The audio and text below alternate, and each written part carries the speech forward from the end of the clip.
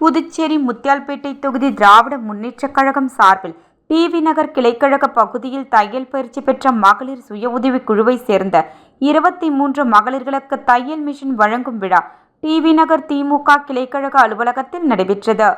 முத்தியால்பேட்டை தொகுதி திமுக முன்னாள் சட்டமன்ற உறுப்பினர் நந்தா சரவணன் 23 பெண் பயனாளிகளுக்கு தனது சொந்த செலவில் இலவசமாக தையல் இயந்திரங்களை வழங்கினார். இதனைத் தொடர்ந்து பள்ளி மாணவி ஒருவருக்கு இலவச சைக்கிள் வழங்கினார். இந்நிகழ்வில் தொகுதி திமுக செயலாளர் சௌரிராஜன், தொகுதி துணை செயலாளர் மற்றும் மகளிர் குழுவை சேர்ந்த உறுப்பினர்கள் கலந்து கொண்டனர்.